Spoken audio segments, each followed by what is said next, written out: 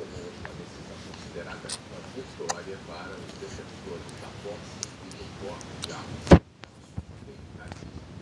O ataque do atirador foi muito mais. Não tome a laranja da Isabelle. Dá laranja, mamãe. Isabelle. Dá laranja, mamãe.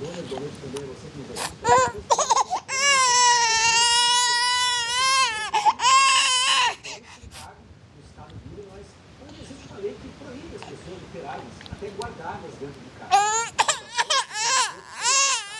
5 votos contra 4.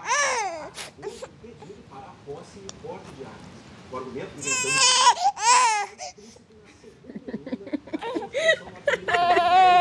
todos os Estados Unidos o direito de autodefesa. Mas essa decisão ainda não todos os cidadãos de Chicago.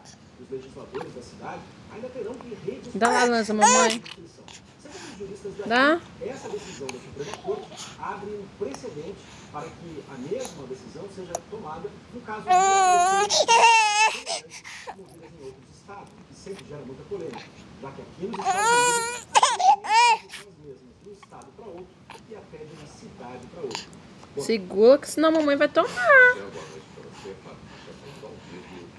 Não pode tomar laranja da Isabelle, mamãe.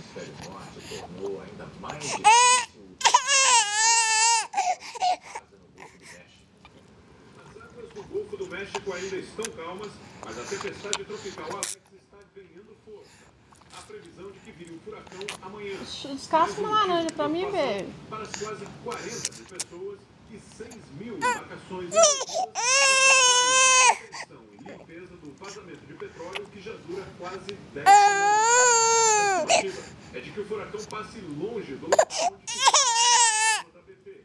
Mas o Alex está sendo visto como um alerta do que vem por aí. Mais obstáculos para lidar com o maior desastre ambiental da história. Já está sendo ruim o suficiente sem tempestades ou furacões, diz esse pescador. Qualquer tempestade com ventos superiores a 75 km por hora vai forçar uma paralisação geral, interrompendo a perfuração do poço secundário, que é considerada como sendo a solução definitiva para acabar com o vazamento.